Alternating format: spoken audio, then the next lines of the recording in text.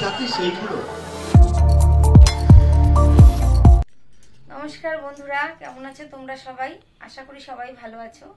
তবে আমার শরীরটা বিশেষ ভালো নেই, খুব জ্বর ছিল, দুদিন জ্বর ঠোসা উঠেছে।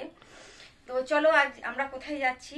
আমাদের এখানে 25শে ডিসেম্বরে কিরকম মেলা হয় আর প্রতি বাড়ি বাড়ি কিরকম সাজে, ওগুলোই আজ একটু ঘুরতে যাচ্ছি। অনেকদিন পর একটু ভালো লাগছে, বলছি চলো ঘুরে আসি। তা চলো পুরোটাই তোমরা সঙ্গে থেকো, সবটাই দেখাবো। তো বন্ধুরা, আমরা চলে এসেছি মিশন ঢালিপাড়া। এটা আমাদের বাড়ির ঢালিপাড়া আর এটা হচ্ছে মিশন ঢালিপাড়া চার্চে। আর ওখানেই 25শে ডিসেম্বরে বিরাট মেলা হয়। তা তোমাদের সেটাই ঘুরিয়ে দেখাবো। দেখো ভিতরে, এটা বাড়ির একটা ছোট চার্চ, খুব বড় না। এটাও এত সুন্দর সাজিয়েছে, তা তোমাদের একটু দেখিয়ে দিলাম। দেখো, দেখলে একদম মন ভরে যাবে। খুব শরীর খারাপে কদিন খুব ভুগলাম, তা আজ একটু বেরিয়ে না মনটা খুব ভালো লাগছে। এত সুন্দর সাজিয়েছে দেখে, আর পুরো একদম গান ঠান বাজছে, খুব সুন্দর লাগছে। আর মেলাটা যে হয়, এটা আগে হতো 15 দিনের, কিন্তু এখন এটা কমিয়ে 1 সপ্তাহ করেছে। তাই এই চার্চটা ঘুরিয়ে দেখিয়ে দিয়ে তারপরে যাব মেলার দিকে। ওখান থেকে একটুখানি সামনেই মেলায়, যে চলে এসেছি মেলায় আমরা। আর এটা হচ্ছে বড় চার্চ। এখানে ভিতরটাও চলো একটু ঘুরিয়ে দেখিয়ে দিই ভিতরে ঢুকে। আর পাশেই হচ্ছে মেলা, এই যে দেখো চার্চের পাশেই মেলা হচ্ছে। তা সবাই আসছে, অনেক লোক, অনেক খাবারের দোকান বসেছে। ফার্স্টে রাস্তার পাশেই বসেছে এই ভাজার দোকানগুলো। তারপরে ঢুকে গেলাম চার্চের মধ্যে। চার্চের মধ্যে ঢুকে একটু, হে প্রভু যিশু, তুমি আমার সকল পরিবারকে ভালো রেখো, তোমাদের সবার জন্য একটু প্রার্থনা করলাম। তারপরে আমি মোমবাতি জেলে মনের কামনা জানালাম ওখানে ভিতরে ঢুকে। মানে সবাই আসছে আর সবার সাথে দেখা হয়। এমন কি জানো তো, আমার সাথে না যেখানেই যাই সব পরিচিত মানুষ থাকবেই। আর এটা আমার সব থেকে বেশি ভালো লাগে, কারো না কারোর সাথে দেখা হবেই। না, সেটা ইউটিউব ফ্যামিলির জন্য না, এটা আমার মানে আশেপাশে সব, বেশি দূরে তো না এখান থেকে মেলাটা। তা আশেপাশে পাড়া প্রতিবেশীদের সাথেই দেখা ঠেকা হচ্ছিল সবার সাথে। তারপরে ঢুকে গেলাম মেলার মধ্যে দেখা করে। সবাই দেখো কেনাকাটি করতে ব্যস্ত, সব দোকান বসেছে, বাসনের দোকান, কাপ প্লেটের দোকান, সাজাগোজার দোকান।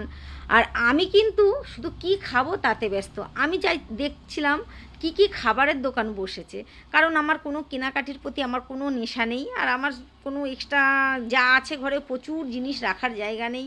ওই জন্য আমি কোথাও গেলে না কিছু কেনাকাটি করি না, শুধু ঘুরি, এনজয় করি, খাই, ব্যাস ওটাই। এবার ভিতরে ঢুকে দেখছি কি কি খাবার আছে, কি কি খাবো আগে সেটা আমি দেখছি। আমি বলি বাবু আগে ভালো করে দেখে নি কি কি দোকান বসেছে। তা এমন কোনো খাবার নেই যে মেলার মধ্যে দোকান বসেনি। মেলাটা এতটাই বড়। চা এক জায়গায় হচ্ছে, সেটাও 5 রকমের চা বানাচ্ছে।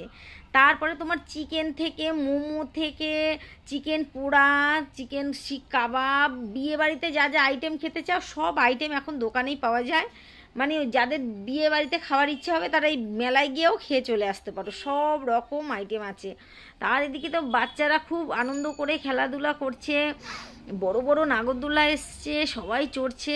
আমার হাজব্যান্ড বলছে তুমি কি কি চড়বে, কিন্তু আমার ভীষণ মাথা ঘুরায়। আমি একবার নৌকায় উঠে বমি করে 3 দিন ঘরে শুয়েছিলাম, ওই জন্য আমি তো কিছু চড়লাম না, শুধু জাস্ট ঘুরে দেখলাম। ঘুরে দেখে এসে ফার্স্ট খাওয়া শুরু করব কি জানো, একটা বিস্কুটের মধ্যে ধোয়া ওড়ে কি বলে ওটাকে, আমি ঠিক নামটা বলতে পারছি না। ছেলেটা বললো মা তুমি এই বিস্কুটটা একটা খাও। সবাই পান খায়, আমি পানটা খাইনি, আমি এই বিস্কুটটাই খেলাম ফার্স্ট। খেয়ে তারপরে চলে এলাম মোমো খেতে, কারণ এখানে মোমোটা এক নেপালি ভাইয়েরা দোকান করেছে দেখলাম। আর নেপালিরা তো খুব ভালো মোমো বানায়। তা মোমোটা খেয়ে দেখলাম সত্যি খুব সুন্দর টেস্ট, কিন্তু সেই আমরা দার্জিলিংয়ে যেরকম টেস্ট পেয়েছি সেই টেস্টই পেলাম এখানের মোমোতে। তারপরে চলে এলাম ফুচকাটাও টক জল দিয়ে ভালো করে আমাকে দিল। আর মুখে জ্বর ঠোসার জন্য আমি ভেঙে ভেঙে খাচ্ছিলাম, বড় করে করতে পারছিলাম না। তা ফুচকাটাও একদম ঝাল নুন দিয়ে সুন্দর করে দিয়েছে। আর সব থেকে পছন্দের খাবার কি জানো মেলার আমার, তোমরা তো শুনলে হাসবে, আমার ঘুগনিটা। আমি আর কিছু খাই আর না খাই, মেলায় ঢুকে আমি ঘুগনি খাবো ওই 2 প্লেট, কিন্তু আমি কালকে 1 প্লেটই খেয়েছিলাম। ওই জ্বর ঠোসাটার জন্য ঠিক করে করতে পারছি না, একটু কষ্ট হচ্ছে খেতে। তা খেয়ে তারপরে চলে এলাম বেলুন ফাটাতে। তাই একটা বেলুনে একটা টিপ দিয়ে একদম বেলুনটাকে দিলাম ফাটিয়ে। তারপরে চলে এলাম পাপড়ি চাট খেতে। পাপড়ি চাট কাকাটা আমাকে দেখে বলছে যে তোমার জন্য আমি স্পেশাল করে আজকে পাপড়ি চাটটা বানাবো। তা সত্যি এত সুন্দর করে ওই কাকাটা পাপড়ি চাটটা বানিয়ে দিল।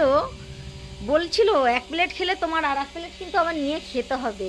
তা এত সুন্দর বানিয়েছে, এক প্লেট খেয়ে মনে হচ্ছিল আর এক প্লেট খাই, কিন্তু পেটে আর জায়গা ছিল না বলে খেতে পারিনি। তারপরে টাটা বাই বাই করে বাড়ির দিকে যাচ্ছি।